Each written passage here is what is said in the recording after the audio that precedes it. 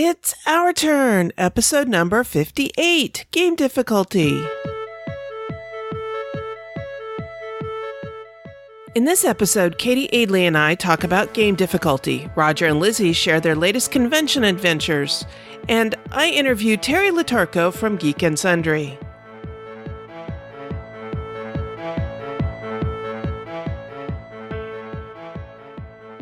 This is the Dice Tower Network, adding games to your wish list since 2005.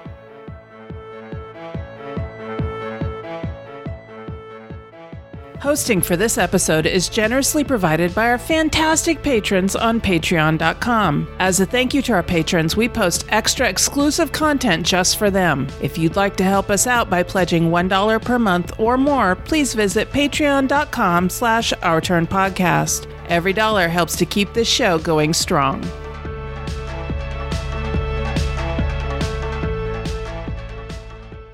Hi, and welcome back to Our Turn. I'm Cathy Ford, and today I am joined by Cathy Aidely from Katie's Game Corner. Cathy, welcome back to the show. Hello, thanks for having me back on the show. I'm excited to be here again. Well, I'm excited to have you, and I couldn't think of a better topic than game difficulty to talk about with you. Although there are several things that I would love to talk to you about, but this seemed like a really good one to have you on for. So can you give a little bit of an introduction for those who don't know who you are? Yes, of course. So hi, I'm Cathy. I'm going to say a lot. I'm Cathy. I write a blog. So my blog is called Katie's Game Corner, and I tend to talk about war games and the heavier side of board gaming, so Euro games, that kind of thing. But I'm trying to branch out at the moment, so I've just started a YouTube channel and I'm guesting on a lot of different podcasts as well, so I've got my finger in a lot of different board game pies at the moment, which is quite nice. And I try and make the heavier side of gaming accessible, so I just try and help people that maybe want to start playing war games or want to start playing the heavier side of games and try to explain them in a way so that everybody can learn and understand. Make them a little less intimidating. Exactly. That's the words I was looking for. Excellent. All right. So we usually start off the show by talking about what we've been playing lately. So what is something you have played recently? So I actually got to play quite a few games yesterday, which was nice. And one of the games I've been playing quite a lot this year, and I played last night, is 1960, The Making of the President. And it's actually the GMT reprint. So it was originally by Z-Man Games. And I didn't know that. It was, yes, so that was in 2007, that was published, and then this year GMT reprinted it, and I've been obsessed with it, and it was designed by one of the designers of Twilight Struggle, Jason Matthews, and it's incredible. It's about the election, 1960 election between Kennedy and Nixon, and it's a 2-player game, so one of you will play Nixon, one plays Kennedy, and you're basically having debates, there's an election, and you're just trying to win votes in the different states. Now, you're in Britain, and your system of government over there is quite a bit different from ours, so what did you think of this game as it depicted our election system? I'll be honest, at first, I had no interest in the theme at all. So it's quite funny because now I really enjoy it. But when I first played it, it was because Jason Matthews had co-designed it and I love Twilight Struggle. And it was also because GMT had reprinted it and I love GMT. So I Yes, thought, you do. I do. Yeah, everyone knows how much I love GMT. And it just seemed like, okay, I'll give it a go. I'm not really interested in the theme. We'll see what it's like. And then the more I played it, the more I just got into the theme and started to learn a bit more about US politics as well, which is quite nice. And it's really thematic, actually, and it is quite cutthroat. So the actual mechanics are quite simple, but it's a bit of what we're going to talk about later. There are some really mean cards in there, and can't always have a strategy, because you might be doing really well and then your opponent is just going to pick out a card that's so mean that you just have to start again from scratch. So I'm really enjoying that one. I am really bad at it though. I've played it quite a few times and it's quite funny. Every time I play it, I seem to do worse and get less points. So I'm not sure what I'm doing wrong, but it's still fun. That sounds like me playing Roll for the Galaxy.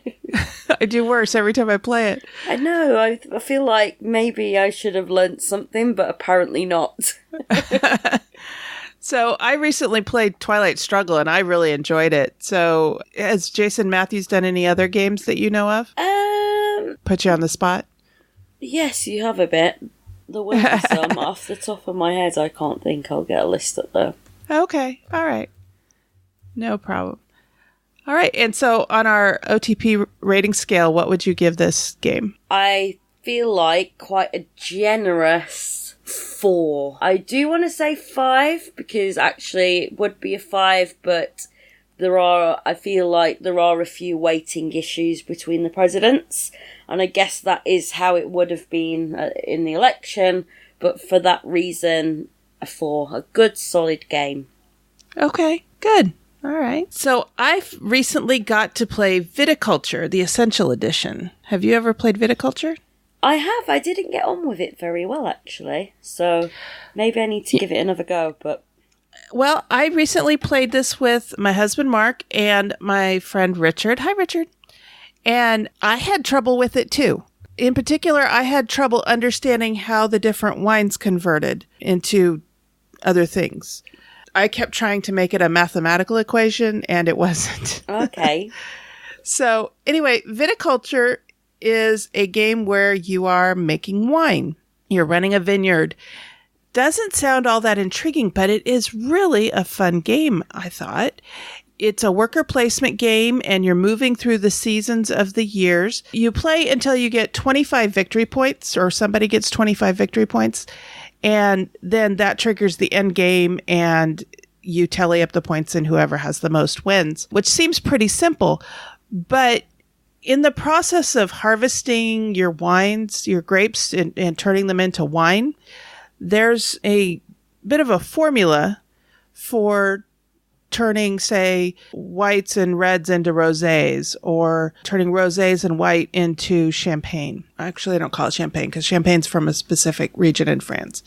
They call it sparkling wine. Anyway, I had trouble with understanding how to do that. And so I got it right at the end of the game, of course, and I came in dead last. But I had enough fun with the game as a whole that I definitely want to play it again. And thankfully, my friend Frank, hi Frank, has this game. So I'm hoping that I can convince him to bring it out and we can play it a few more times. What was it about Viticulture that you weren't wild about, Katie? I was actually just trying to look on Instagram to see when the last time I actually played it was, because I take a photo of all my games.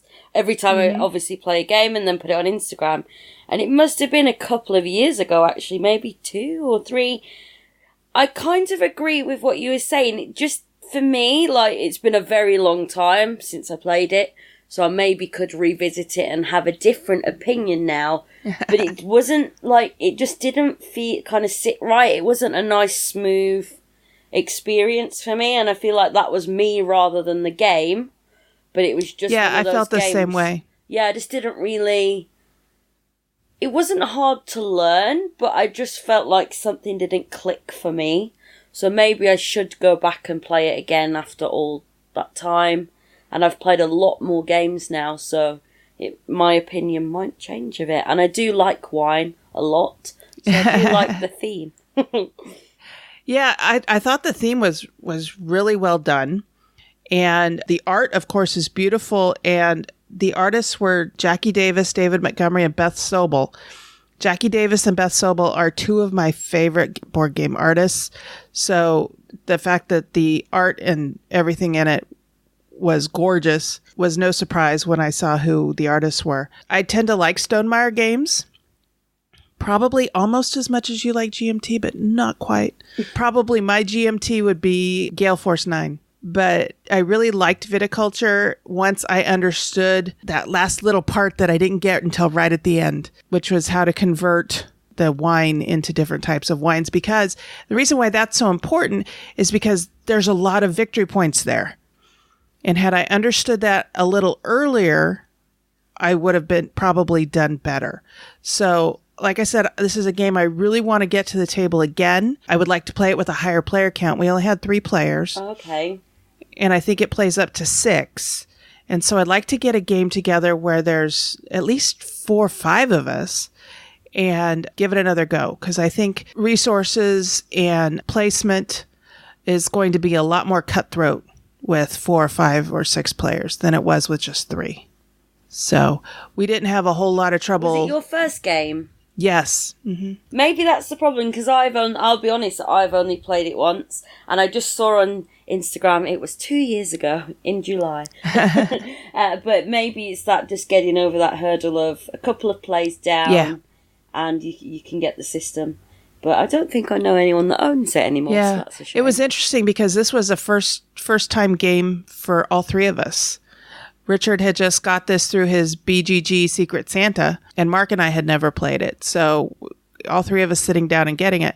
Now, Mark and Richard both happened to get that little bit that I was having trouble with. But once I was able to understand what they were trying to tell me about how to do it, then it was like, oh, okay, I get it. And I started doing it, but it was too late in the game. So yeah, I'm looking forward to trying this one again. So Frank, if you're listening, I'd really like you to bring viticulture over so we can try this again. I give this game a good solid 4. Looking forward to playing it some more. So what else have you been up to? I played another game yesterday that I know is old news. I know everyone's been talking about it for a long time.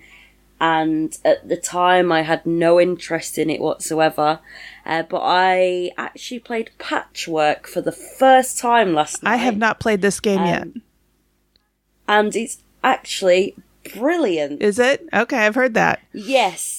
And I love Uwe Rosenberg anyway. I love a lot of games that he's designed. Mm-hmm. I haven't played a lot of his recent ones, but Caverna's one in my top 10. Oh, okay, good. Ever. So I love Caverna, Agricola as well.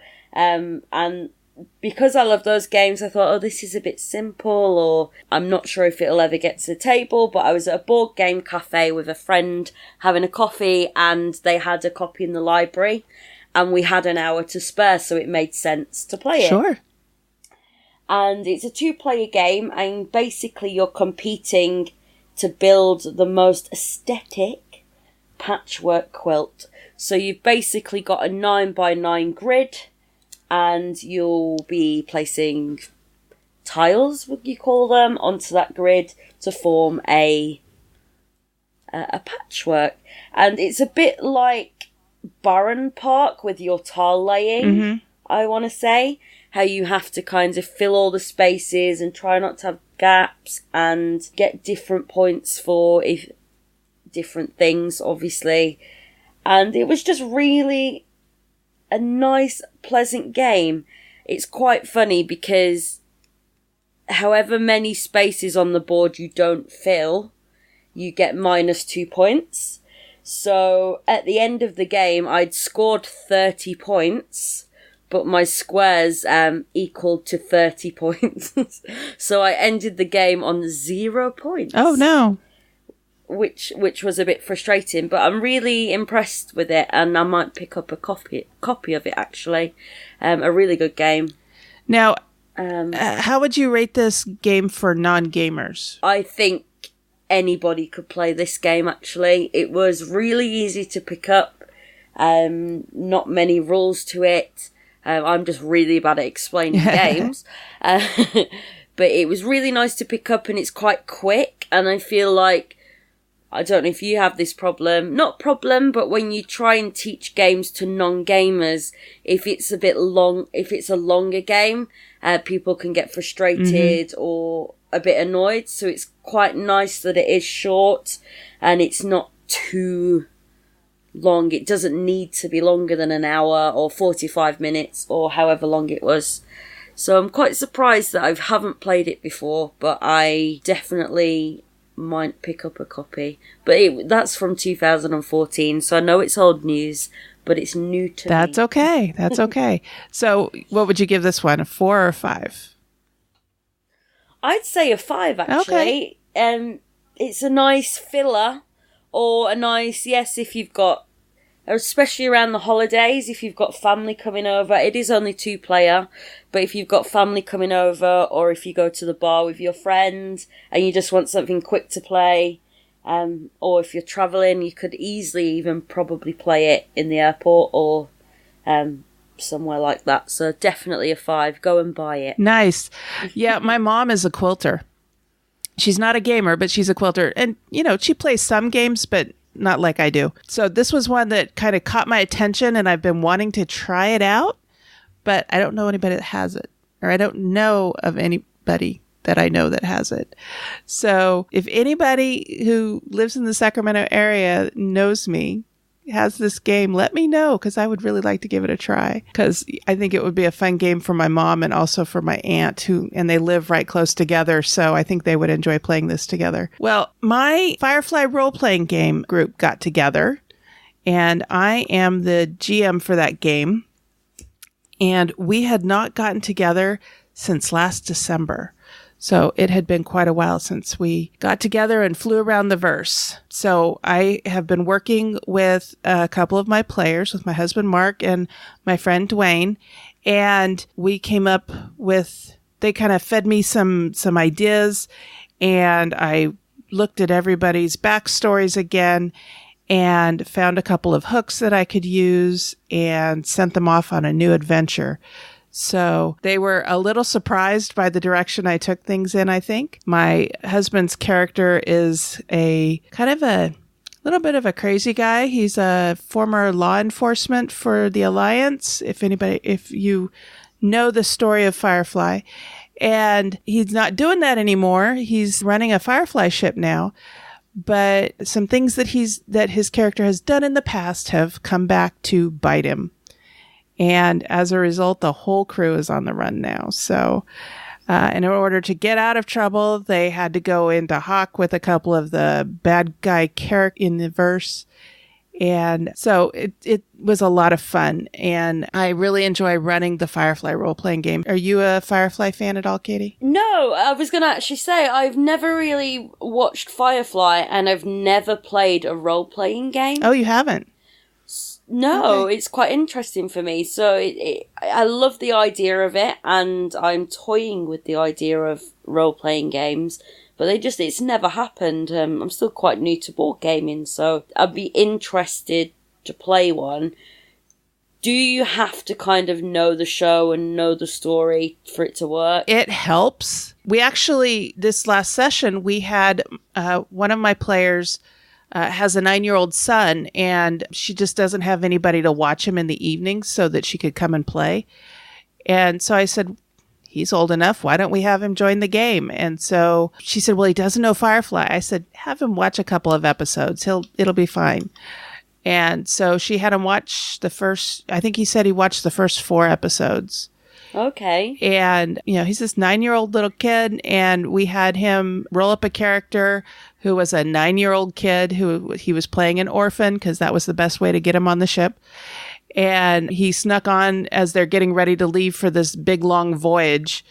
And he snuck on as a stowaway, and they discovered him just as they were getting ready to take off, and decided to keep him on board. And he did fine with the role playing. Like I said, it helps to understand or to have seen the show, because then you understand the setting in which this game is set up. Yeah. And I tell people the same thing for Firefly the game, that it helps to know it, because then you understand the flavor of everything and you appreciate the flavor of everything, but it's not required. I can give you a rundown of what the political and socioeconomic situation is in this thing in about 15 minutes, and then you're set to go. But, watching the show, it helps.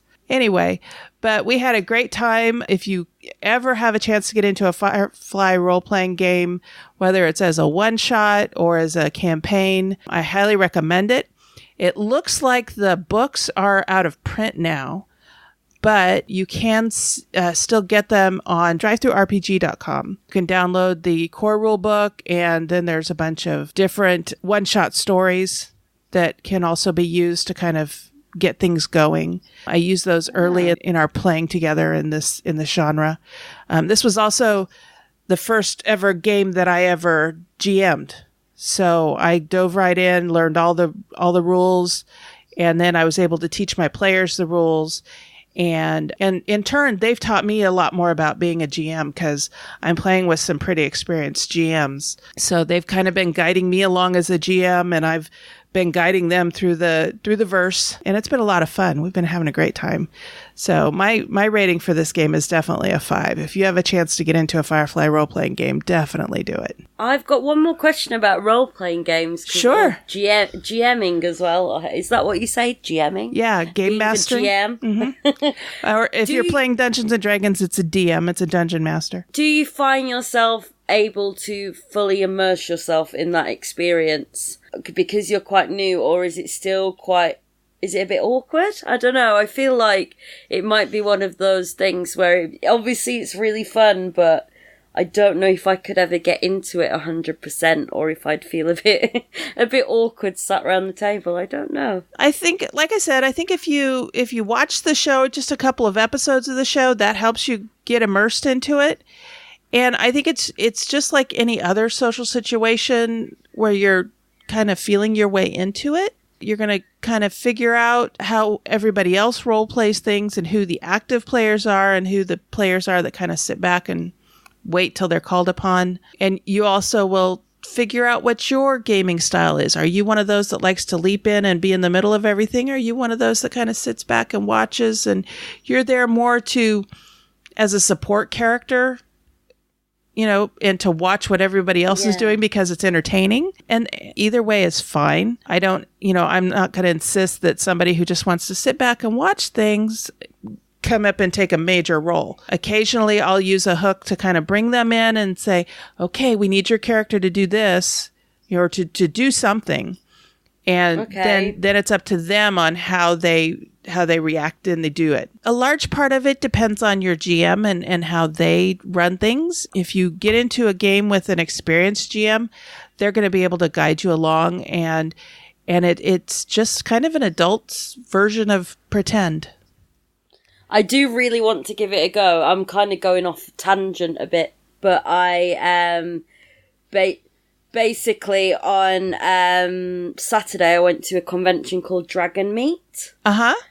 And that's in London, so it's quite near where I live. And they do have a board game presence, but it is mostly RPG. So I got to kind of see a lot of the books and a lot of people talking. And since that, it's just really piqued my interest. So I'm quite curious about role-playing games now. I would need to try and find a group that'll have me.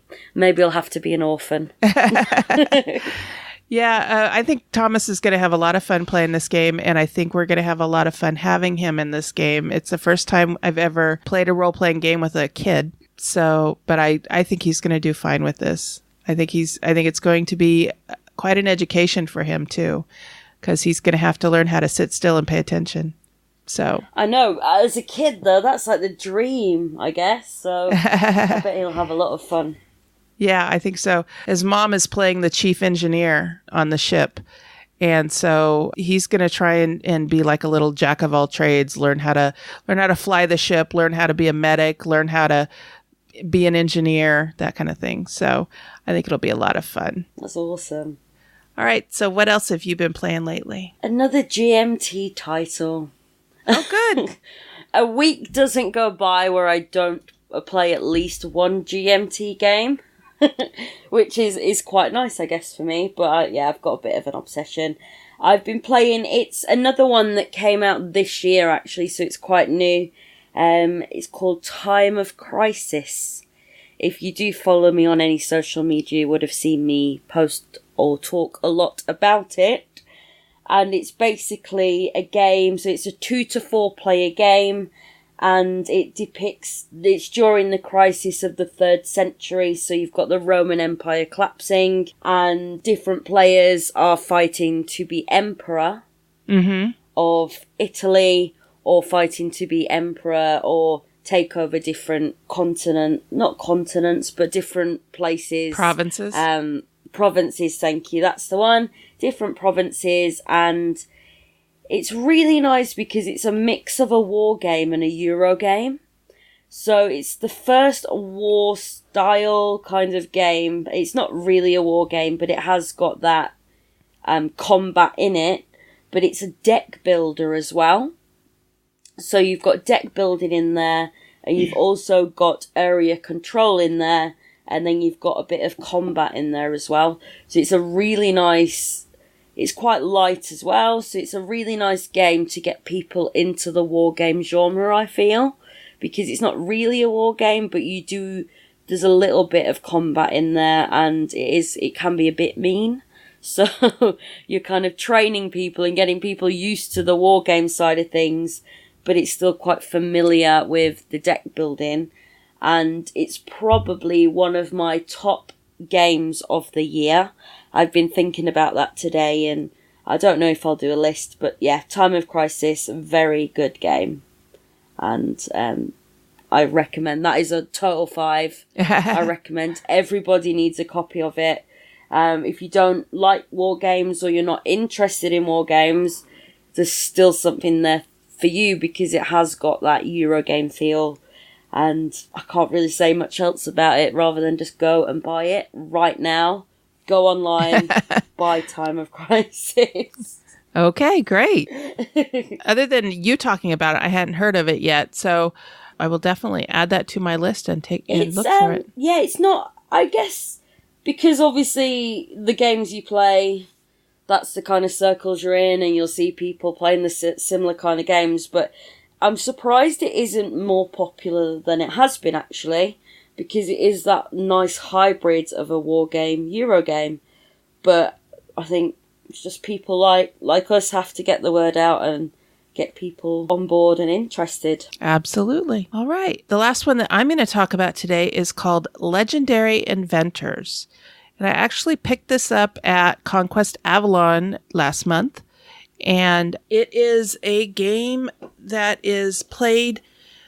you're playing teams of inventors from different eras of history. So there's like antiquity, where you've got Aristotle and Hypatia and some of the other early inventors. And there are teams of 4. So each era has 4 inventors. I was quite pleased that they included women inventors on most of the teams. There are 5 teams altogether, and 4 of them had women inventors included. I was a little disappointed that the era that included Isaac Newton, Galileo, did not include a female inventor, which I'm sure there was somebody. I can't think of anybody off the top of my head right now, but I'm sure there was at least one. But the others all had one woman. I was also a little disappointed that these were just all Europeans. Probably the person who may not count as a European was Hypatia, but she might have been. She was in Alexandria, Egypt during the time of the Great Library. Oh, okay. And so it's kind of hard to tell. I think she was probably Greek, so she was probably European as well. But one of the nice things about the game, besides the art and the components are all great. You have these great little player boards that have the beautiful art depicting the inventor. And then you have 4 different types of science that they have access to. They are physics, chemistry, mechanics, and mathematics. And they start with a skill in 1 or 2 of these. And you are placing these little cubes based on what their level of knowledge is with these different areas of science. And you're trying to complete these inventions to get victory points or to increase your inventor's knowledge. And it plays over 3 eras. Game plays pretty quickly. Mark and I played 2 games in about an hour and a half. And we thought that this was a good, solid game. It's a light game. So I would put in the family game genre or classification. One of the nice things about it is that along with the rule book, they also gave a biographical booklet so that you can read about the different inventors and find out about him. I had no idea who Hypatia was. Also, too, there was a nun that was included, Hildegard von Bingen. She was a nun in Germany that was one of the first to really explore things like healthy eating and keeping yourself healthy rather than the whole dealing with health crises as they come up. And she's now considered a saint and is also considered a doctor of the church, which I thought was interesting. That's awesome. I've never heard about this game, actually. So now I feel like this is one I'm going to have to check out. It just came out last year. In 2016. I hadn't heard of it. I saw it at Conquest Avalon, and there seemed to be a lot of inventor-related games coming out lately. So when I saw this, I thought, okay, I'll pick it up, especially when I saw that they had indeed included women. There is another game coming out. I backed it on Kickstarter, Champions of STEM, Science, Technology, Education, or Engineering and Mathematics. And they were really diverse in the inventors they included. Lots of women included, lots of people of color. It wasn't just all Europeans, which I was really happy about. This one is all Europeans as far as I can tell, which, not to belittle their contributions, it's just there were other people too that could have been chosen. It's a good family weight game. It's a nice light game, very educational, especially if you discuss what the different inventors did. You read the biographies and you discuss what they did. I think it would be a great way to include older children in getting them interested in the fields of engineering and mathematics and science. And it says that the game will play 10 and older. And I don't think this is a really strong game at 2-player. Mark and I both felt like this game needed to be 3 or 4 player minimum. It goes up to 5. So I think it'll play better when we get more people over to play it and give it a try. So I may be reporting on this game again, but that is Legendary Inventors, and I give it a 4. And that's what we've been playing. You've heard us referring to and rating games by a rating scale. Here's how we're using this scale. 1. Give me back the time I spent playing it. 2.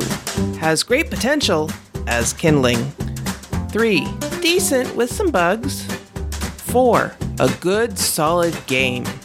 And 5. Buy this now.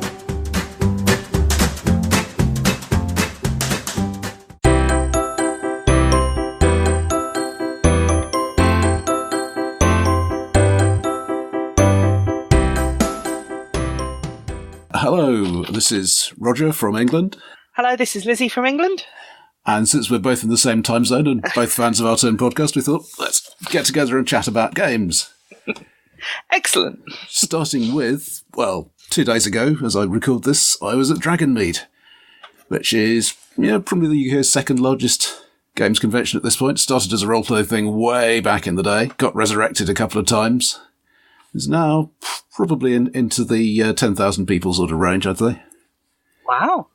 Where is it? At the moment, it's being at the Novotel in Hammersmith, though I think it's starting to outgrow that. Board games are still growing. This year, it was on 2 levels connected by escalators, and they're apparently allergic to putting up signs or the hotel won't let them or something.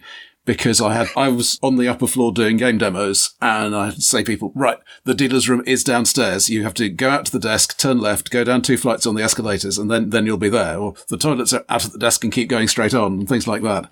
But, always helpful. But people seem to manage.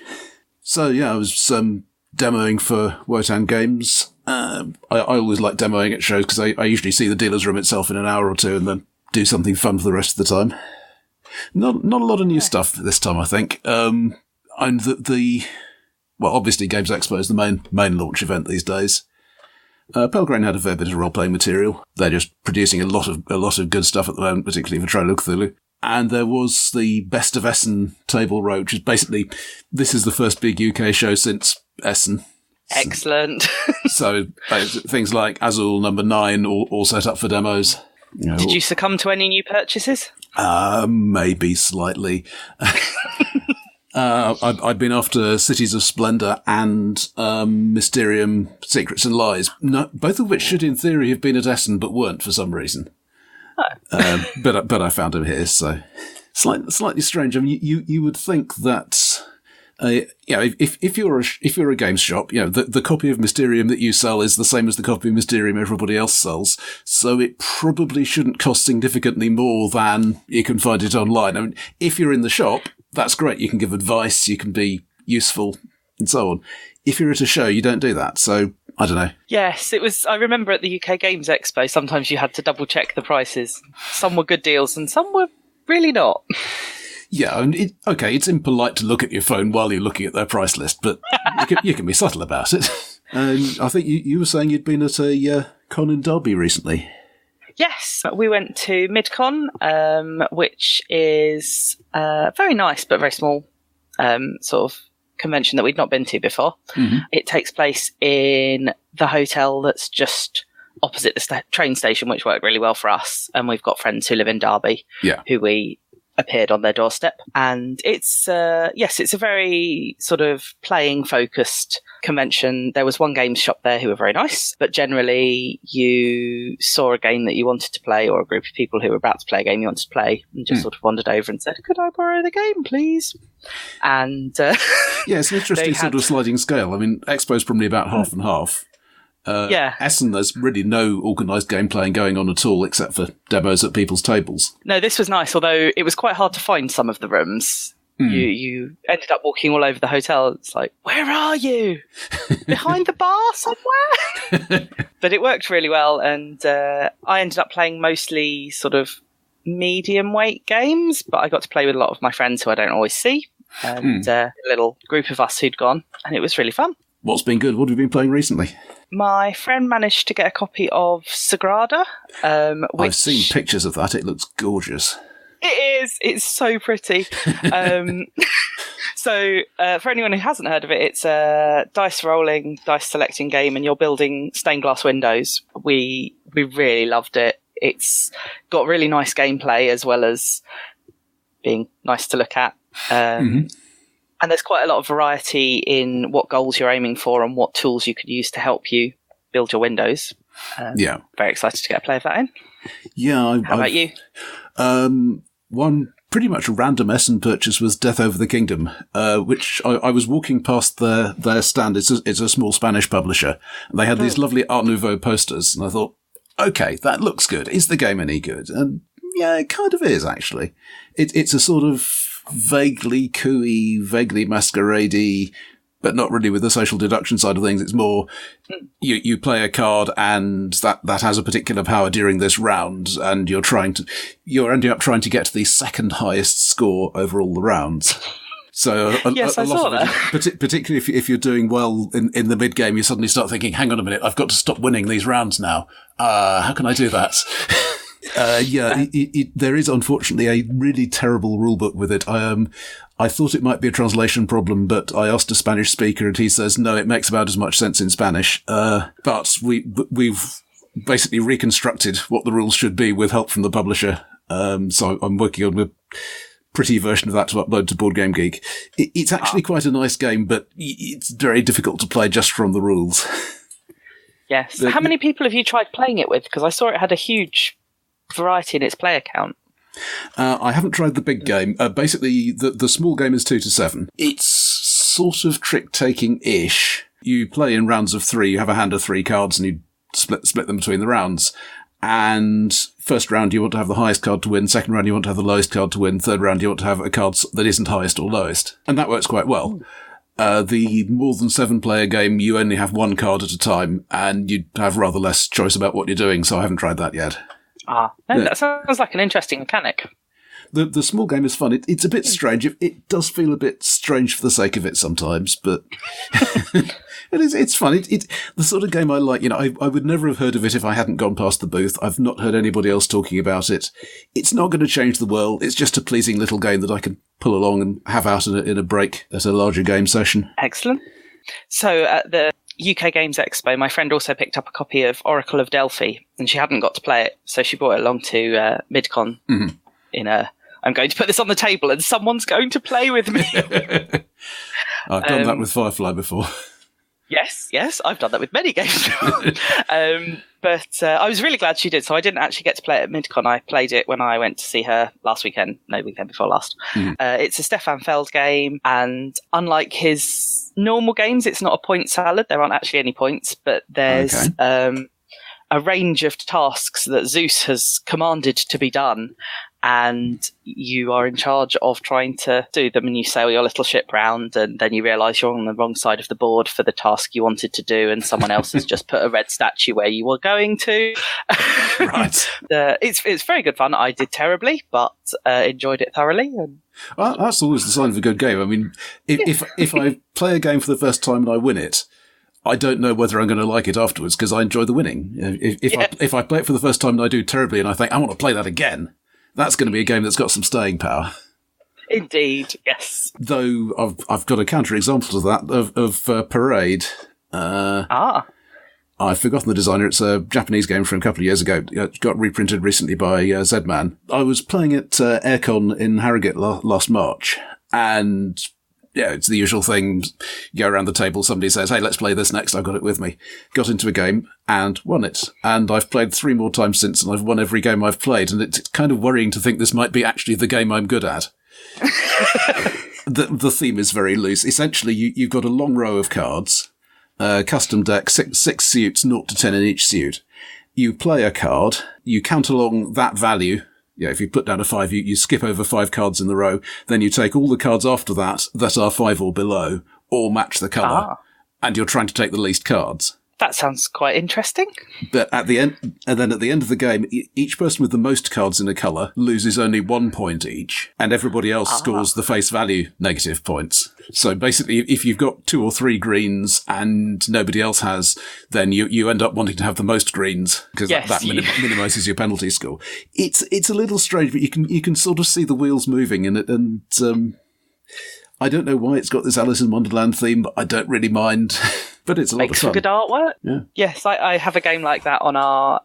we're doing a 10x10 challenge this year. And one of the games on it is Mines of Zavendor, which is, I think, loosely set in the same world as Sceptre of Zavendor, which is a bit better known. But basically, you play dwarves, and you're in a competition to try and choose who the next dwarf king is going to be.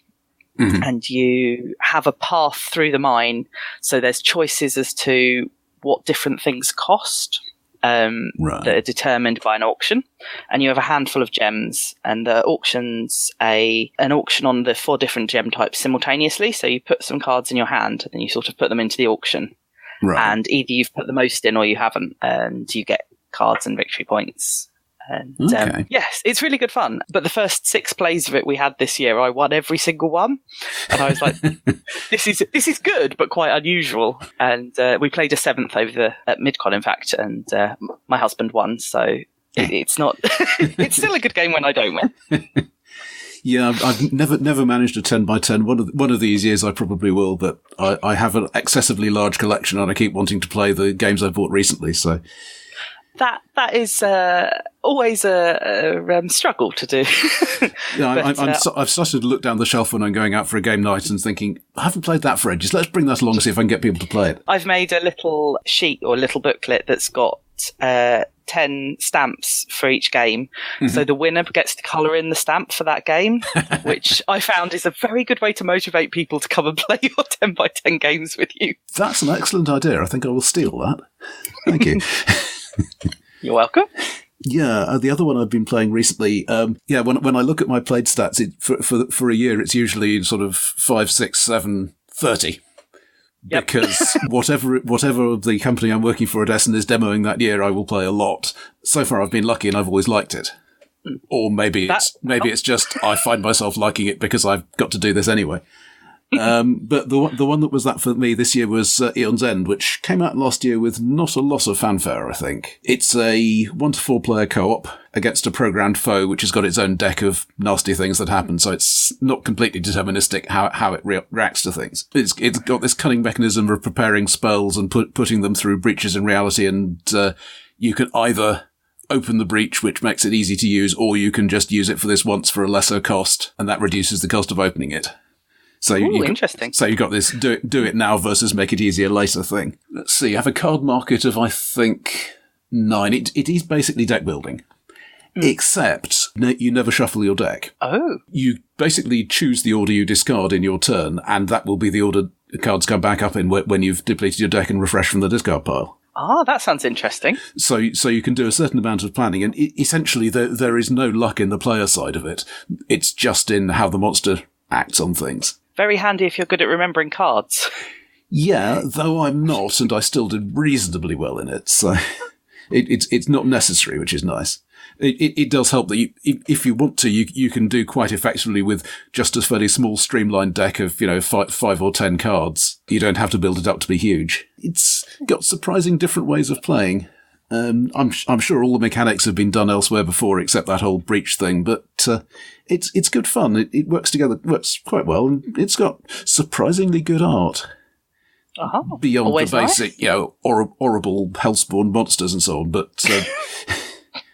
It doesn't have fantasy brassiere armor. It has mixture of light and dark skinned people, mixture of male and female people, and nobody makes a fuss about this, and this works quite well. Excellent. Does it suffer from the alpha player syndrome that you sometimes get with co-ops, or? I can see that it could. I must admit, I tend to regard that as a player problem more than a game problem. But, yeah, I can see how you could get somebody leaning over the table and saying, do that, do that, do that. Though you're not allowed to show other people your hand, which may help a bit. So you just get someone who remembers all the cards going, no, but you've got this in your hand. Why don't you play it? Yeah, maybe. No, that sounds really interesting. I think it's got about 20 or 30 cards, of which you pick 9 to put in the market for any given game. So there's a lot of variability. Yeah, obviously the more powerful ones are more expensive. So you have a very array of different things. And there are a couple of expansions. There's a new box set. There's lots of it, possibly more than there really needs to be. But hey, it's good fun. So if we just say, where can people find us online? I'm on Board Game Geek at Huggable Hamster. I'm on Board Game Geek as Firedrake. I write a bit about board games at blog firedrake.org. And I'm co-hosting a role-playing podcast at takeli.me/podcast. Farewell to our turn podcast for today. Thank you and goodbye.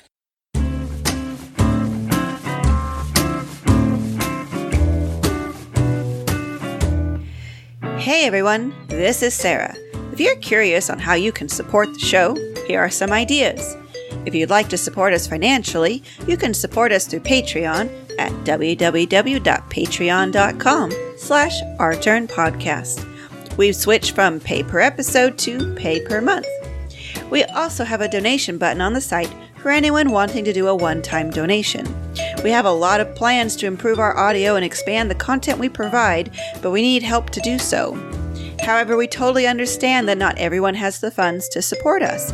Thankfully, there are many non-monetary and important ways to help us. Tell a friend about the show. Really, one of the best ways to support us is to spread the word to people you know.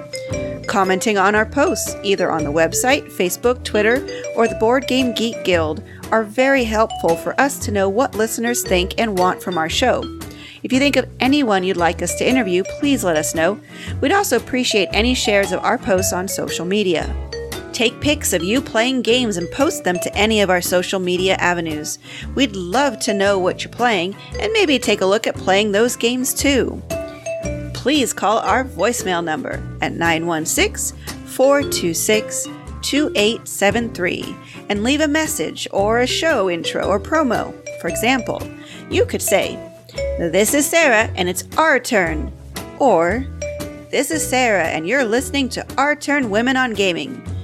Of course, replace Sarah with your name. So there's many ways to support us, and we'd appreciate any and all of them. Thanks for listening.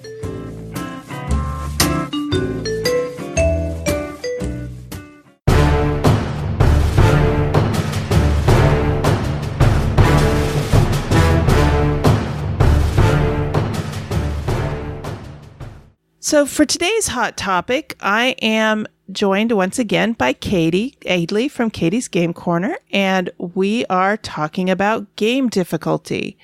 Now, what do I mean when I say game difficulty? Well, obviously some games are going to be perceived by some people as being more difficult than others. I know I have shown games to some players and they're like, oh, this is too much. I can't do this. I can't do this. And I'm like, what? It's a simple game. But other games people have presented to me and I'm like, you know what?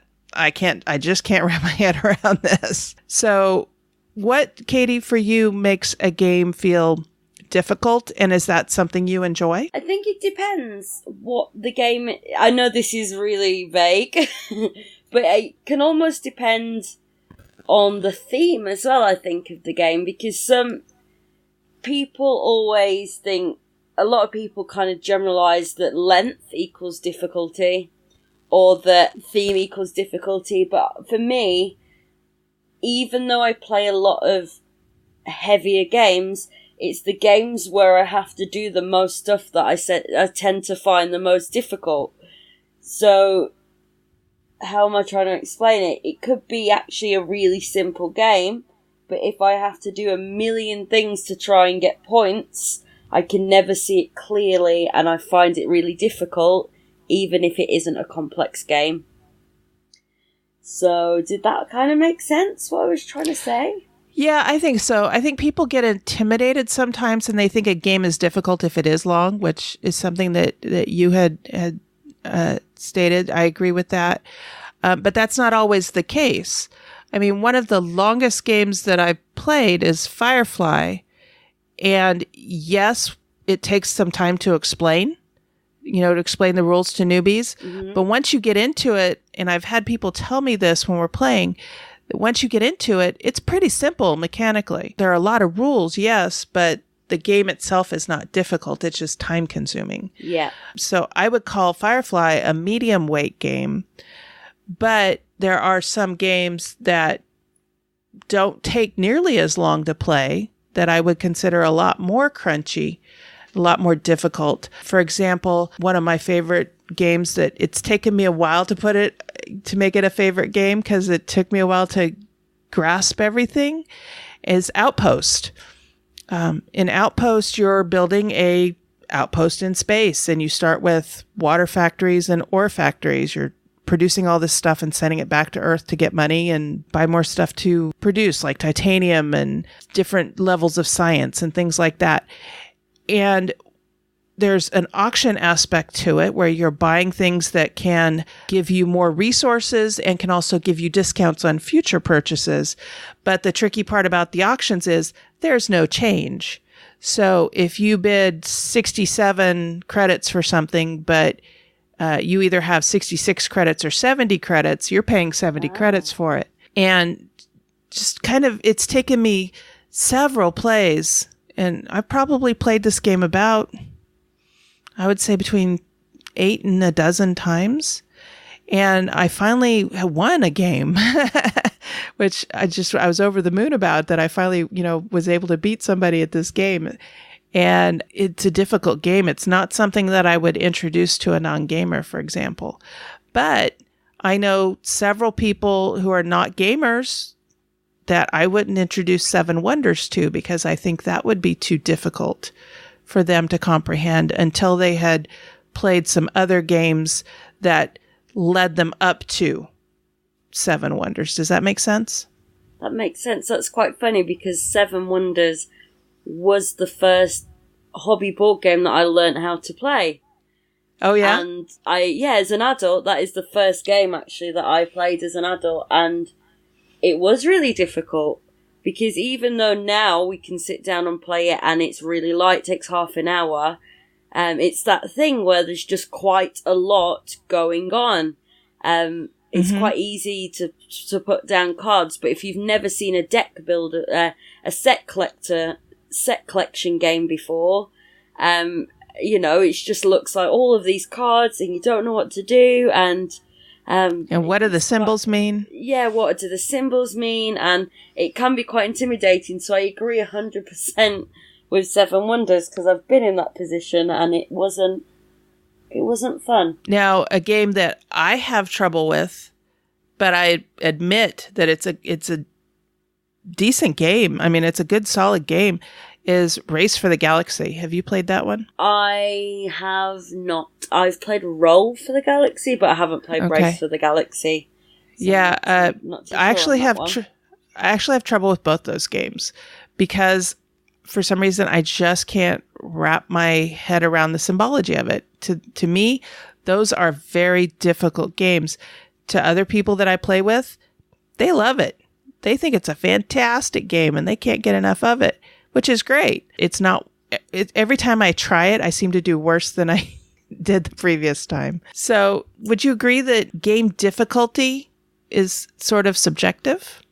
I feel like it is 100% subjective, and it can even come down to, I feel like sometimes, how many games you've played of a certain kind of, not genre, but how many games you've played of that type of game or those mechanics, or sometimes it can just be even down to the actual board not being great, or it can be just, like you were saying, with the symbology just isn't really there, and I think people learn in different ways as well. So if somebody kind of reads the rules to me, there's no way I can learn a game that way. I have to read the rules myself, or listen to someone explain a game to me for 10 minutes, 15 minutes, 20 minutes, not pick up anything they've just said, and then take a few turns to learn it myself. So because everybody learns differently, it's quite interesting having this discussion with people about what games they find difficult and why, because it is subjective and it's quite broad sometimes. And some games that are really easy I find a bit difficult, which is funny. Now, I had been seeing for a long time Twilight Imperium on the game store shelf, and it looked intriguing to me, but I could never find anybody that would run it for me. And so I decided I was going to learn the game and run it at a convention and see who I could get to play it. And thankfully I had a friend who owned it, but he didn't know how to play it either. So he lent me his copy and asked me to teach him how to play it. And so I ended up watching a series of videos on YouTube about how to play. It went over all the rules and everything in about 8 videos. And I watched those through twice. And then I went to the convention and I sat down and I taught him how to play it. And thankfully, we had one person who had played the game before and he was able to correct me on a couple of things. But once we got playing, the game wasn't difficult. You know, it was like I said with Firefly earlier, it has a lot of rules, and I think that intimidates people. But once you get going, it's not so bad. That's high on my wish list of games I want to play. Now they've come out with a new edition. I know some of my friends are kind of obsessed, and they're trying to get me to play, but I just need to book some time out. But I'd love to play that one. But is it quite rules heavy? There are a lot of rules, but once you understand them and get moving, then it's okay. It's just there's so many pieces to it. I mean, physically and figuratively, there's a lot of pieces to it. And so understanding how all those pieces work is, I think, the big challenge with it. And I think that when people look at a board or they look at the pieces involved in a game, I think that can make them think that the game is difficult as well. I showed my mom my big damn crate that holds my Firefly game and all the expansions, and that just overwhelmed her. And, you know, she's like, nope, not interested. And that's fine. She likes simpler games. But like I said, I wouldn't necessarily call Firefly a difficult game. So what are some games that you enjoy that you find difficult or would rate as Most difficult? Games I play. Joking. You like the heavy end of the spectrum, that's for sure. For me, yeah, it's the games where there's quite a lot going on, and even though I can strategize a game very well, once I know 100% how to play it, I love being able to think of strategies and what I'm going to do to win. But for me, I find games where there's just a lot going on really difficult. So, for example, like, it's quite a simple game, and most people will find it simple, and the actual rules are quite simple, but Terraforming Mars for me is one of those games, just because there is quite a lot going on. And it's That's funny, true. and people say, what? You play, like, really heavy war games, you play 18xx games, and trust me, they are also quite difficult to play. But it's just one of those things, it just never really clicks, like having to increase heat, having to increase oxygen, having to then put your tiles on the map whilst collecting sets of cards, whilst making sure that you've got resources, whilst making sure you've got money. So all of that combined just kind of makes my brain explode a little bit, and all my friends will sit there and be like, it's Terraforming Mars, like, it's really easy to play, but for some reason that's one of the games that just doesn't stick with me, whereas other games that might be deemed a lot more difficult, if there are less things that are involved and it is more about strategy, that's something that I am really good at. And another one is not necessarily me, but like you were saying, sometimes people will see a game and the huge amount of stuff that comes with that game will intimidate people a little bit. And Twilight Struggle was like that at first for me, because it takes a lot of room, and there's a lot of counters, and there's a lot of cards, and there's a lot of stuff going on, and it's only because I've played it so much now. I've probably got over 40 plays on Twilight Struggle. Oh, wow. So it's only now because I've got so many plays on it that it's not difficult anymore. But for a very long time, I found that one quite difficult as well. Have you had a chance to play Leaving Earth yet? Leaving Earth? Yeah. Not yet. It's a game about the space race. No, it's on my wish list. Ah, okay. I highly recommend it. It is a very crunchy and difficult game. You are playing a space agency that during the space race in the 60s, and you're trying to achieve these different missions, and they can be something as simple as putting a person into orbit, or landing on the moon and returning safely, or getting a probe to Mars. The really difficult one comes with the expansion called the Outer Planets. You're trying to get a probe out to Jupiter, Saturn, Neptune, Uranus. And if you don't launch by 1972 in the game, you're not going to get there, because that's the only window that's there for it. So there's a lot of math in Leaving Earth. You have to figure out the weight of everything you're launching off of the planet. And you can launch various things into orbit and then put them together in orbit, but you have to test your ability to do that. So you might have to try 2 or 3 times. And the play is played in years, and you only get so much money every year because you're a government agency. And if you don't use it, you lose it. But if somebody else succeeds at a mission, if a different space agency succeeds at a mission, you get some extra money from your government because they want to catch up and be able to, surpass their competitors. It's a difficult game. It's a crunchy game. Lots of things to keep track of and decide on. They do a very good job of providing you with different aids to do the mathematics that are needed for it. I think you would enjoy it. No, yeah, I think you would enjoy it a lot. I've seen I've seen things about it, and it has been one on my wish list. That's the good thing about the kind of games I play. I play a lot of war games, but luckily they come with player aids.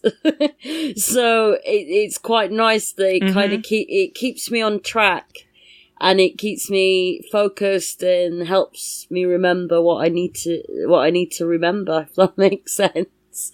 I feel like that's the thing with a lot of the heavier kind of Euro games that make them so difficult as well, is because there is a lot of stuff going on, and most, not everybody has a problem, but there's no actual way of remembering what you need to do. There's no player aids, so maybe I feel like every game, if you're if you're a games designer and you're making a complex game, a player aid will go a very long way with me. Yeah, definitely. I actually created some player aids of my own for Firefly, and I laminated them and put them in the box, and I use them every time I explain it to new people. Anything else that you want to mention about chunky games, difficult games? Yeah, I have Churchill Big 3 Struggle for Peace. And that is quite a complex game anyway, but it's quite a good one to talk about. I've seen Churchill, but I haven't had a chance to play it yet. Is that another 2-player game? It's a 3-player game, actually. Oh, okay. So, yeah, I want to talk about Churchill Big 3 Struggle for Peace. So that is, again, you guessed it, another GMT title. That seems to be their specialty, what I isn't play. it? So most of the games I talk about are GMT games. And that's designed by Mark Herman. And it's basically a game that's kind of based on the conferences between Churchill, Roosevelt, and Stalin. But it is not a war game. But it's a kind of political conflict game. So it's quite nice. It's got a bit of battle in it, but it's not a war game. And you've got 2 different parts. You've got the conferences and you've got bidding. So there'll be different world issues that'll come up and you'll have to bid for them. And if you want to try and solve them, which is quite nice. And then you'll have, that's the conferences from 1943. And that was till the end of the war. And then you've also got a kind of combat phase where you're in the, and then you've got a military phase. But the thing I find really difficult is this game is it's one where you don't actually want to be number one. It's the kind of game where you don't want to lose, but you don't want to win. You, throughout the game, you want to try and stay at a medium. So you want to try and be, it's a 3-player game and you want to try and be in the middle at all times. Because if you are the best player or you are doing very well, you're the person that's going to get, not attacked, but targeted. So I feel like that's quite a difficult game for me because obviously usually if you play a game, you play to win. If I'm playing a game, generally it's not to play to win, but you know what I mean? The outcome is to win that game by doing a load of stuff. So I feel like that's quite an interesting one and one that I find quite difficult because throughout the game you're just trying to be at a happy medium and doing well, but not doing too well that people are going to notice that you're doing well and target you. So Churchill Big 3 Struggle for Peace. And another one I wanted to mention quickly is Caelus. Have you played Caelus? No, I haven't, but I've heard a lot of good things about it. Yeah, so Caelus is, it's one of the best, in my opinion. I can't talk for everybody. It's one of the best worker placement games there probably is out there. But it is another one that I struggle with a little bit because it's one of those things, again, where the rules are simple, but there's so much stuff you can do to get points, and it can be quite mean. So again, it's one of those games where you've got to sit back and you've got to really think, how am I going to do this? Kind of what actions am I going to take first? Who am I going to be mean to first? And it can be quite cutthroat. So I think difficulty can also be games. I also find games difficult where you are quite mean to each other as well. I enjoy them, but it's something because I don't want to screw over people, but sometimes you have to. I know in Outpost, they have a little marker that when someone is clearly in the lead, you put that marker pointed at that person that's, the person to go after. And everybody kind of slides it around the table like, I don't want it, get it away from me. But yeah, that's how you keep track of who's in the lead is every time the turn order changes, you move that marker to whoever's in the lead. And that's the person to go after. Yeah, and even though it's just a game, sometimes I find it really hard. I don't want to be mean to anybody, but it is just a game, and especially with war games, there are going to be things where you do really screw somebody over, and you have to do it to be able to get the points or move on within the game, and you just, it's like, I'm so sorry, but I really need to do this. So I think that's the thing, though, with any game, but especially difficult games, because you can get frustrated when you're playing them, is to remember that it is just a game and that you're there to have fun. So if you don't enjoy a game because it's too difficult for you, that's okay. Go ahead, switch to something else. But it's also likewise important not to ruin the fun for everybody else who is enjoying the game. Wouldn't you agree? Yeah, I agree with that. I think also, sorry if you just said this, but sometimes difficulty can come with... games can become less difficult the more you play them. So that's true. For me, I've learned that, like with Twilight Struggle, for example, even though some people might find that really simple or the rules are quite simple, it was something that I did find quite difficult.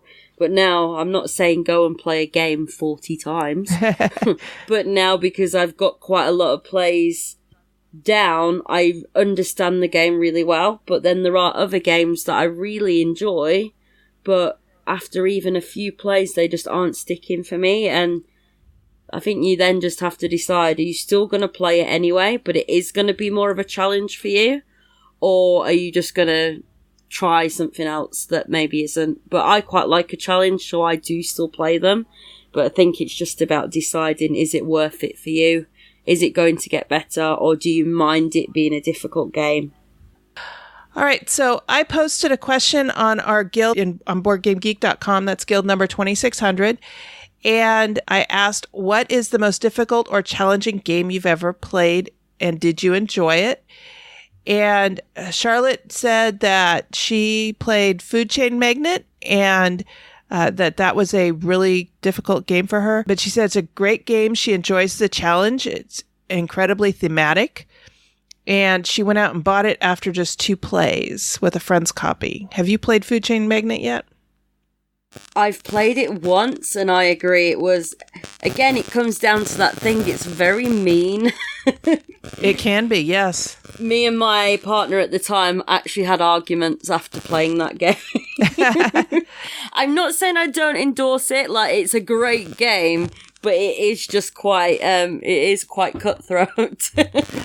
Yeah, I know. I played it with Mark and my friend Richard, and I thought it was a good game. I would like to try it again. Mark, I don't think ever wants to play it again.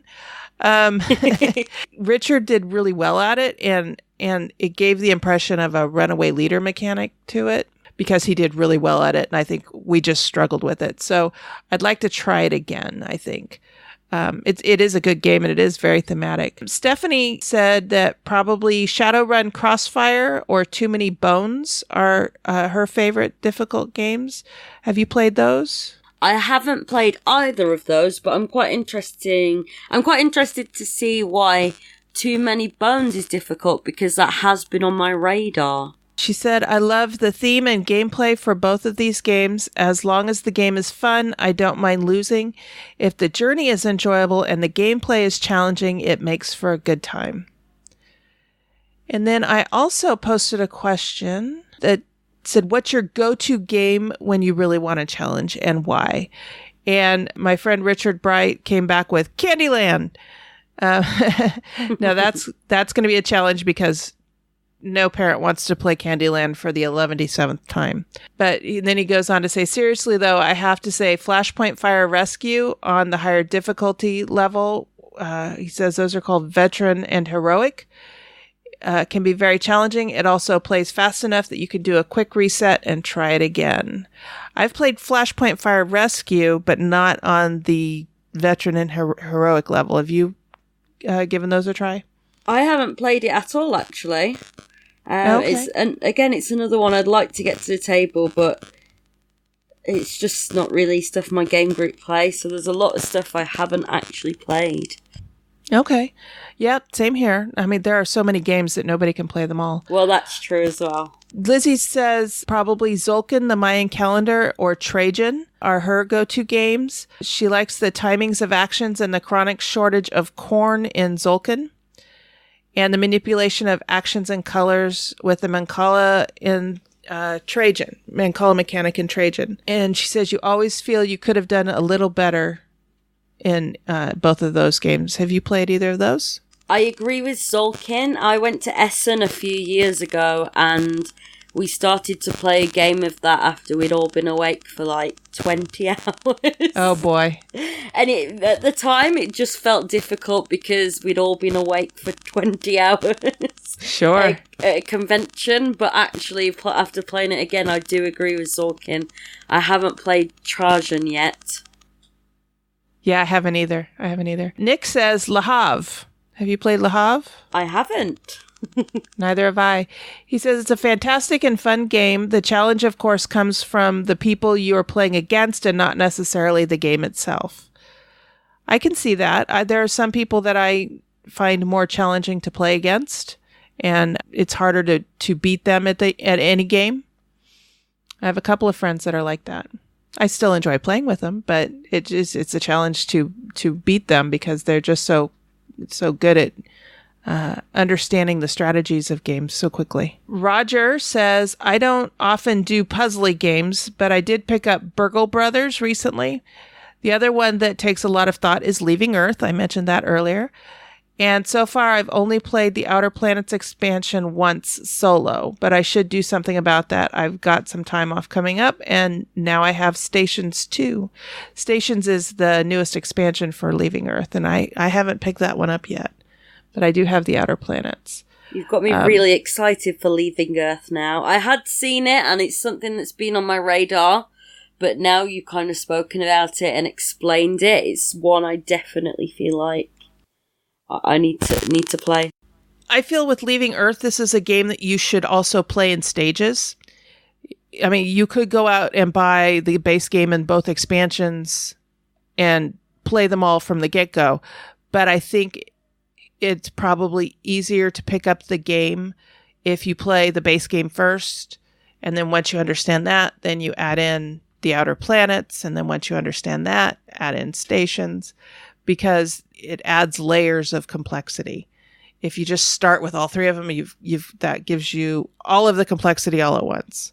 So, but it's definitely a very good game. Maida says, lately 1830 Railways and Robber Barons. I have never played an 18XX game. That is my main. That is the kind of, probably for obvious reasons, but that is the game that I would play if I really wanted a challenge. It's just hard to get 18XX to the table. You need a very specific group of people that are all 100% up for playing that game, not just kind of at game day where it's any game that we've brought along. But it is the most complex game I've ever played. Probably, I feel like 18XX is probably the most complex games that exist. That's what I've heard, and I haven't had a chance to play them yet, but I'm going to put out a call to my friend Dave Mitchell. Hi, Dave. And to Maida. If you two are getting together to play an 18XX game, please think to invite me, because I would really like to get a few played. I haven't had a chance to play those yet, so that's one genre I have not yet visited. If you're going to Origins, I'll teach you one. I don't think Origins is in the cards this year. I wish it was, but we're looking at maybe some other conventions later in the year, so we'll see. But have fun, for sure. Stephanie says, Eldritch Horror, Shadowrun, Crossfire, and Too Many Bones. She says she hasn't won any of these yet, but she keeps coming back for more. They're fun even while losing. And I think that's key to just about any game. Wouldn't you agree that having fun, whether you're winning or losing, is the key component? I 100% agree, and I don't just say that because I pretty much lose every game I play. Me too. I did win Time of Crisis on Saturday, actually. That's my... Oh, good. I was quite surprised at that. But yeah, for me, I just love discovering new strategies and trying to work out a game and how to play it and how to strategize. Sometimes you can play games and it does feel like you're trying to crack a code. And it does. That's part of the fun for me. Of course, I like winning. Everybody likes winning, but no, I don't think it should be, and it isn't for most people the only reason you play. And it should just be about having fun with your friends, getting together, having a good time, and learning some fun games. Definitely. All right. Thanks for joining me for this great discussion, Katie. This has been a lot of fun. Thank you for having me. The Dice Tower Network is a proud supporter of the Jack Vassell Memorial Fund. The board gaming community is kind and generous, and this fund was created to provide financial assistance to members of the board gaming community in their time of need. If your game is turned upside down and you need assistance, please visit jackvassell.org/apply. Find out how we can help.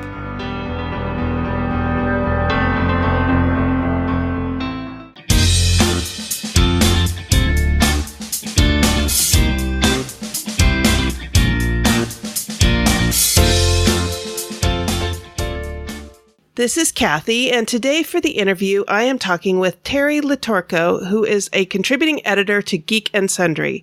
She is also the author of The Civilized Guide to Tabletop Gaming, Rules Every Gamer Should Live By. Teri, welcome to our turn. Hi there, Cathy. So, welcome to the show. We just recently started following each other on Twitter, and I was so excited to learn about your book, The Civilized Guide to Tabletop Gaming. When did that come out? Well, it came out in November of last year. It's published through Adams Media, which is, I guess, a subset of Simon & Schuster.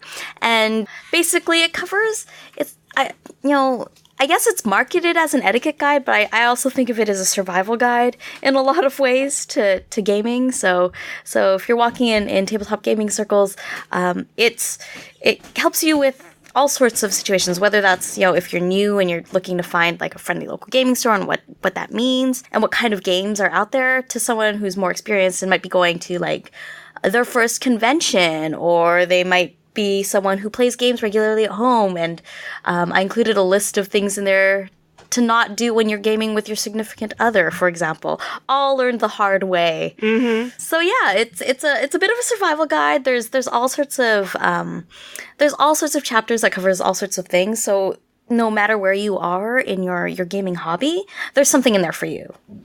Yeah, this looks pretty comprehensive. Everything from, walking into your friendly local game store to being a champion for the hobby, and just about everything in between.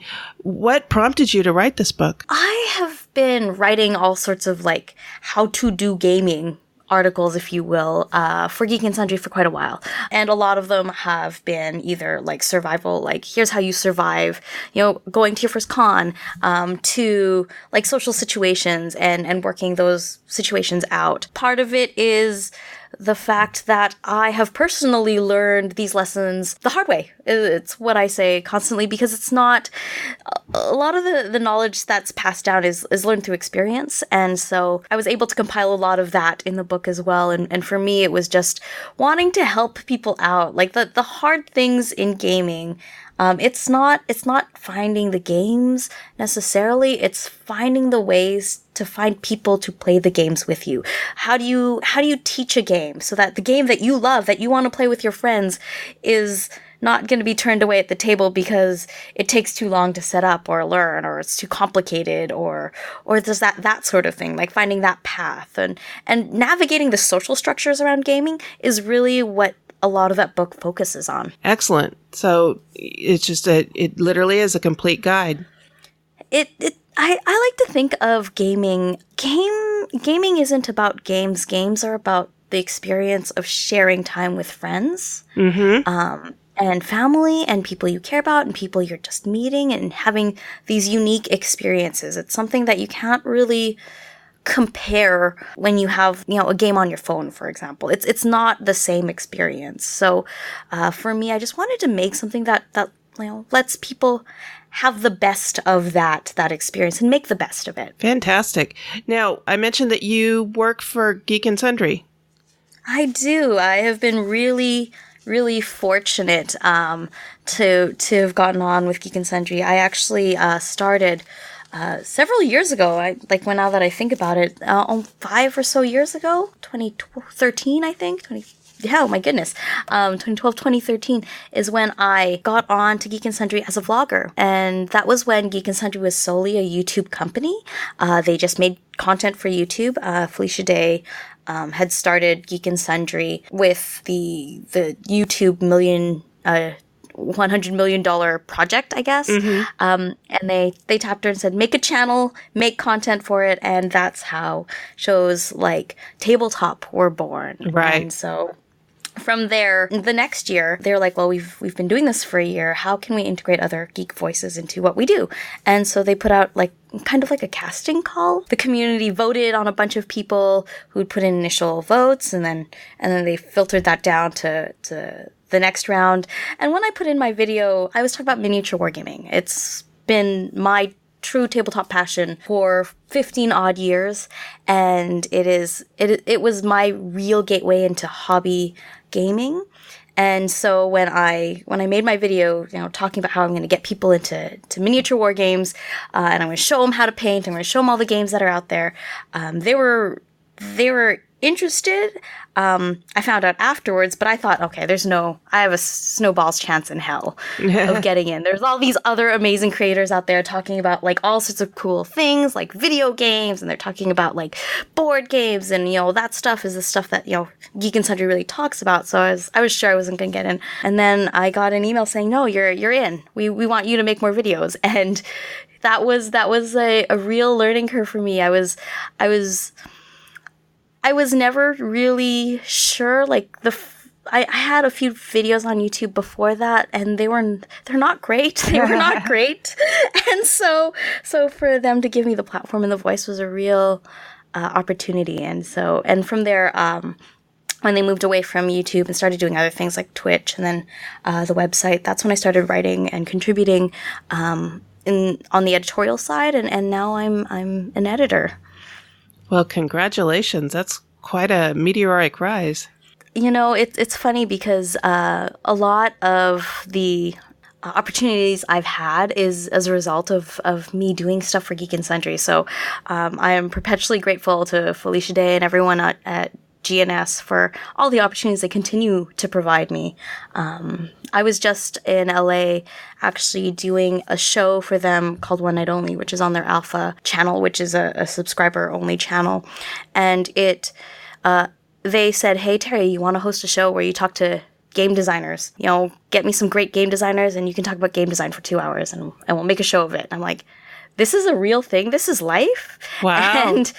And it was an incredible experience. I got to sit with some fantastic game designers from companies like Fantasy Flight, Monty Cook Games. I got to geek out a little bit with one of the people behind the revitalization of the brands from the White Wolf kind of era, which were like the role-playing games I played as a goth teenager.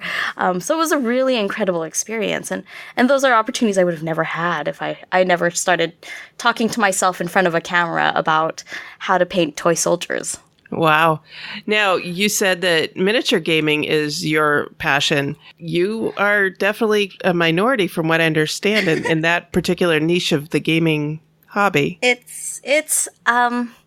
is predominantly male in terms of consumption. So when I first got in, it was this thing I found in, at the time, my boyfriend's closet. We were moving in. I was grabbing stuff out of his closet as we were packing. And at the top of the closet was this banker's box. And it was like too high for me to reach. I'm 4'8", so I'm very small. And it was like just too high for me to reach. And I was thinking, okay, this is his stash of pornography. I was mentally preparing that, like, this is the thing he was hiding from me. Because it was, like, very, like, inconspicuously put away, out of view and out of reach of me on ground level. So, and that was in the era where that's how that sort of material was distributed. So, Sure. So it was in physical form. And I pull this box out, and it's much lighter than I expected it to be. It's light, and it rattled. And I was like, what the heck is this? This is really strange. And I pull out this box of miniatures. Most of them weren't painted, like they're chipped. Most were still pewter at the time.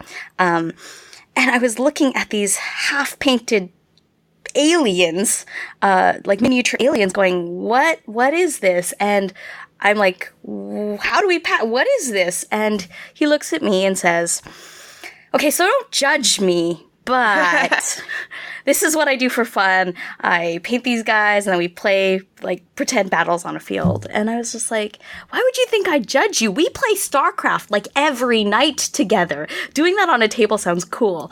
And that was in our first year of university. From there, I started going to the local game stores at the time. For me, that was my local Warhammer store because they were Games Workshop miniatures. And I played so much Warhammer 40,000. I have Warhammer 40,000 tattoos now. I ended up marrying that guy who got me into the hobby. Like the impact of miniature war games in my life has been so substantial, and it hasn't been just the game, it has been the people I've met through the hobby. And so that's why for me it's such a big deal. Nice. So I noticed on your Twitter profile that you label yourself as a queer feminist. Absolutely. What does that mean to you? I went to university and I graduated with a major in political science and a minor in women's studies. So I like to say I'm educated in inequality, I guess is the best way, or with an awareness of an inequality. But at the time, I was very much an academic feminist and like fresh out of school, newly minted. And activism and what my activism looked like was very different than it is today. So for me, part of it is representation. So I openly identify as queer because I describe my orientation as pansexual or bi. Okay. And, you know, while it appears from the outside that I have this heteronormative life, that's not just who I am, right? So there's that aspect of my own personal identity, but also the fact that I identify strongly with the idea of representation and awareness. So there's a lot of my personal activism now has been about representation and, you know, making clear that in these spaces that have been thought of as male dominated and have been thought as male spaces. That's not true. Gaming isn't a male space. Miniature gaming isn't a male space. And while it feels like it can be dominated by men, a lot of the reasons I find that is the case is because it is socially acceptable for men at 12 or 13 years of age in their development to like these sorts of things. And at 12 and 13 years of age, the idea of, you know, painting like toy aliens and then fighting pretend wars on tables with them is ludicrous for a little girl. And what I found in my experience in the hobby and in the communities I've been in is that there are a lot of people in wargaming who do not fit that white male heteronormative circle. And a lot of them came in, for example, a lot of the trans women. I've met as many trans women in miniature wargaming as I have in medically assigned females at birth. So are cis women in these communities. And the reason I see that big discrepancy in terms of like that representation is because as these women were growing up when they were younger, before their transition, it was socially acceptable for them to be in wargaming. And so for me, that doesn't say that, no, this is like the idea of being for boys and being the hobby association of being for boys is hogwash, right? Like if a person's gender does not describe what they will like. But we have such huge social constructs that limit what is socially acceptable for us to like and not like. So a lot of my activism focuses on that. A lot of my activism also focuses on the idea of representation in terms of gaming gaming awareness. I know I talk to a lot of designers and publishers and artists about like, how does your game represent people who aren't Caucasian, who aren't male? Like, can people who want to play in the world see themselves in your world? Because that's going to make a difference to you. And, you know, this isn't Absolutely. just like, this isn't, diversity isn't, and representation isn't just a, like, you know, rainbows and puppy dogs sort of idealistic approach. This is a business decision, right? You are opening yourself up to having more consumers. There's a lot of incentive to be empathetic. There's a lot of, you know, economic incentive to have diverse representation in your games. There's reasons for that. And in my position in wargaming, the most commonly asked question that I face from wargamers is, how do I get my significant other, my female significant other, my female friends, my daughter interested in wargaming? You know, you seem to get it. What is it that you have? And I'm like, show them this. Show them what they can see. Show them worlds they can see themselves in. If you have miniatures that look like them, they will more easily be able to identify with them. They will more easily be able to see themselves in those games. And there are definitely games out there for that. Absolutely. I saw a conversation online not too long ago where somebody said, my wife and daughter want me to run an RPG for them. What do I do? And the answer was, run the RPG for them. That's the best way, you know, share your passion. Share it, and share it enthusiastically. Like, sometimes it's about showing them the things that you like about it, right? Like, so when I ask guys who are just like, yeah, I played a game with my wife and it was not great, she didn't like it. And I'm like, who won that game? And they're like, I did. And I'm like, well, do you like losing? And they're like, no. And I'm like, why didn't you show them what you like about the game? And those are the things. They don't.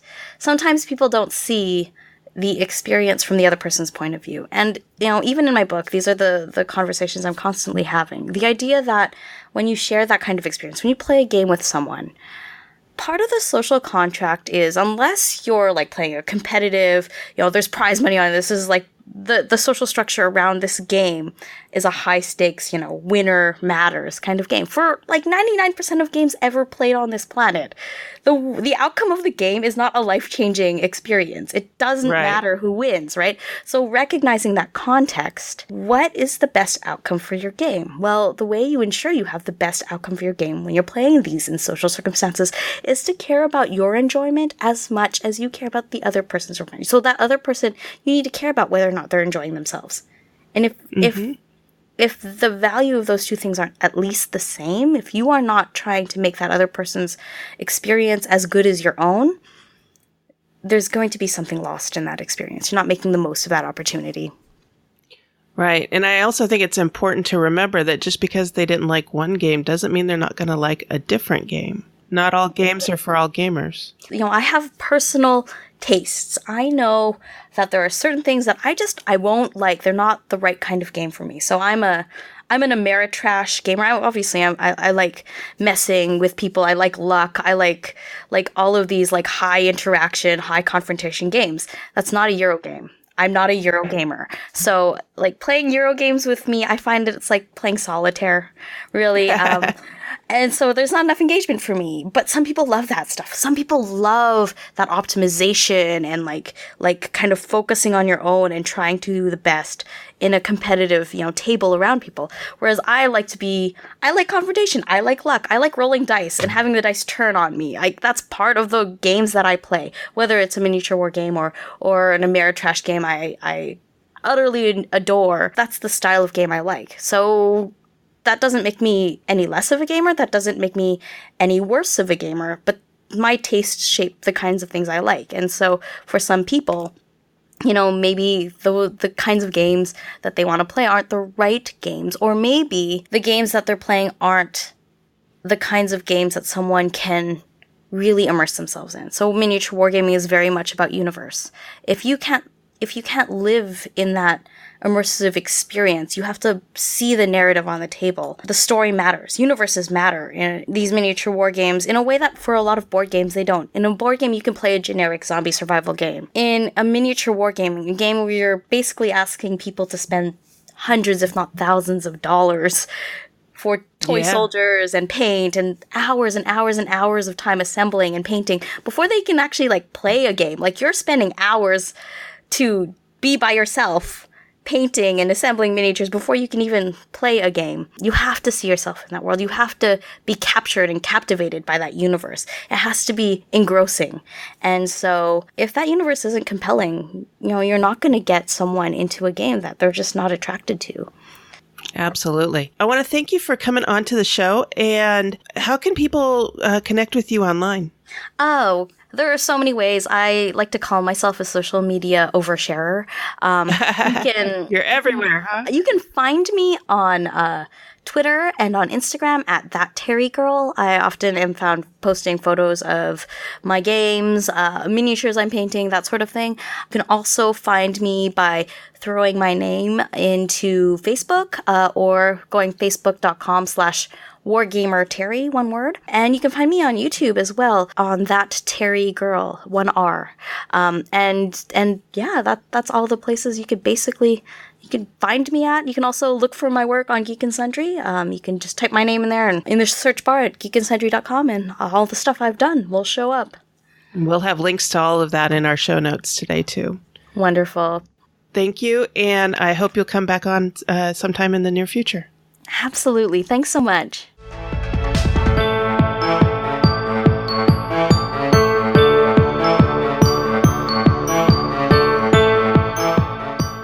Okay, now we're getting to the part of the episode where we're winding things down and looking ahead to what's on our plates coming up. Katie, what are you going to be doing in the next week or two? I've got a friend down from up north, and we've planned a very fun game day on Sunday.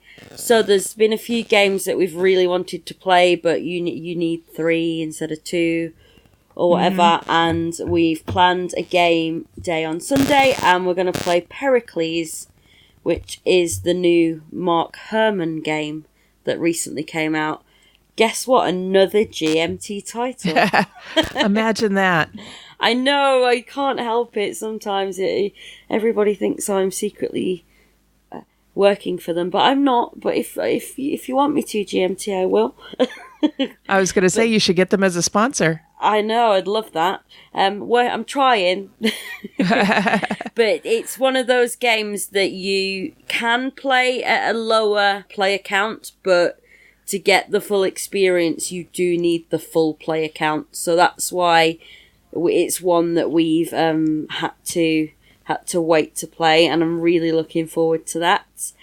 And it's a 4-player game, so that covers the period from 460 BC to 400 BC, and the players each represent one of 2 factions, and it's a bit like Churchill, where it has a political phase and a war phase.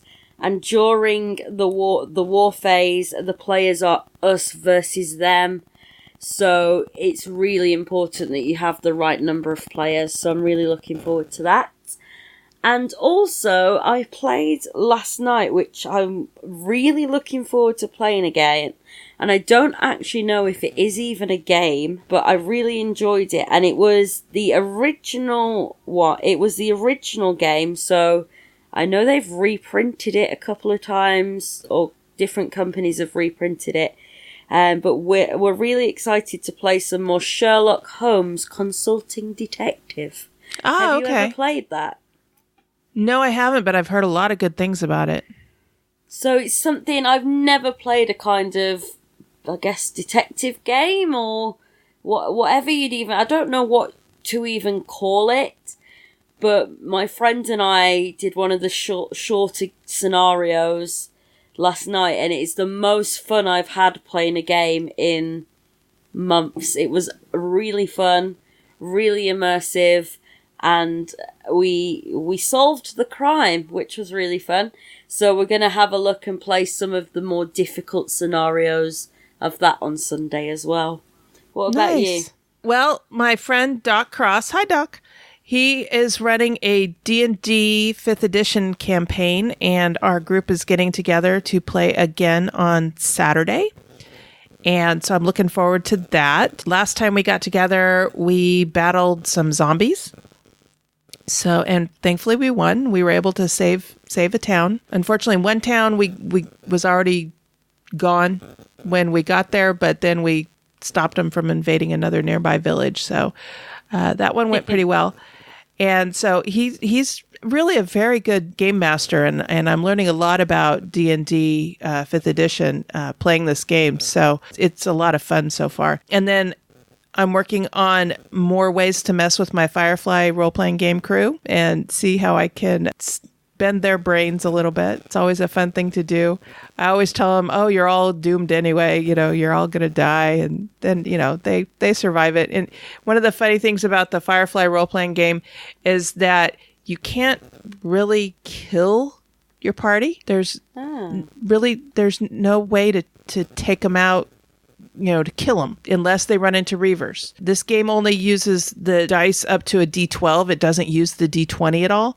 So when my players see me bringing out D20s, they know they're about to encounter reavers, which are the scary boogeyman in the Firefly universe. They're a force of nature that you can only hope to escape. You can't hope to defeat. So I try not to use that very often. So we'll see. And then I am just trying to work on finishing up my board game challenge that I've set for myself for this year. It's the 52 game challenge. And I still have several on my list that I need to complete. So I need to either get the games I've designated for those categories to the table, or I need to figure out what I need to get to the table to fulfill certain requirements. So hoping to get that done this month. Sorry, I interrupted you again. So was that a bit like the 10 by 10? Did you pick specific games, or did you just want to play 52 games or a game? How did that work? Because I haven't heard of that. This is a list of 52 different criteria. Okay. And you pick a game that meets each type of criteria, but the trick is you can't repeat a game on any criteria. So it has to be 52 different games that meet these different individual criteria. So for example, one is a game with 10 or more expansions. Wow. So for that one I did Firefly because it has at least 10 expansions. Another one is a game with the primary color on the box is blue. And so you look for a box that is mostly blue and play the game, and that meets the criteria. Another one is a game that involves travel. And so for that one, I got a few chuckles out of people. I put Battlestar Galactica because they're traveling through space. So yeah, it technically does. It does include travel. So, it's just criteria like this, and they put out a new list of criteria every year for this challenge. And so it's kind of fun. Some of them are really simple and some of them are really tough. I think one of them is a game that takes more than 3 hours to play or something along that. It has like an hour component to it. Another one is a game that has more than 7 words in the title. And so, it's fun. It's fun to come up with these different criteria, but I'm getting down to crunch time and I need to try and finish filling out the requirements. So that's what I'm working on right now. I just have one more question. Where can I find that list? I'm really intrigued to maybe do that next year. Well, when I find the 2018 one, I'll send you a link to it. How's that? That'd be great, because I that's quite ambitious, because I did a 10 by 10 and I couldn't even finish that. So this might be quite ambitious, but I'll give it a go. All right. That sounds great. All right. So how can people connect with you online? So I'm on Twitter, Katie's Game Corner. I'm on Instagram at Katie's Game Corner. And I also have a YouTube channel now, which is quite new, so there's not much on there yet. But that's Katie's Game Corner as well. So you just got lucky with picking one name. I know, luckily it fits on everything and no one's taken it, so I've been able to just... It's quite quite nice. Excellent. Yeah, we've got lucky with Our Turn podcast as well. So, well, thank you so much for being on the show, Katie. It's been a delight talking to you. Thank you for having me. It's been really good fun. And I hope that we can have you back again sometime real soon. That'd be lovely. Thank you. All right. And so until next time, on behalf of the entire Our Turn podcast crew, that was our turn. Now it's yours.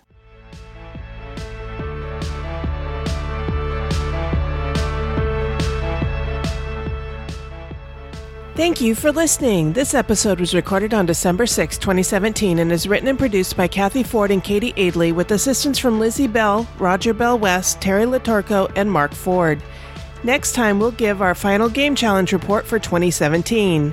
We want and encourage your questions, comments, and feedback. Please call 916-426-2873 and leave us a short voicemail, or send an email to feedback@ourturnpodcast.com. Our theme music was composed by Adriana Crickle. Incidental music was provided by Ben Sound. Please check out our show notes to learn more about these talented artists. The material in this episode is copyrighted under Creative Commons Attribution Non-Commercial No Derivatives 4.0 International License. If you want to learn more about the games discussed in this episode, please visit our website at ourturnpodcast.com/episode 58. You can find a list of the games along with links to their listing on BoardGameGeek.com. We are proud members of the Dice Tower Network. You can find out about other shows in the network like Board Gamers Anonymous, 20 Minutes of Filler, or The Broken Meeple by going to dicetowernetwork.com. Thank you for your support. If you like what you heard, please tell your friends about us.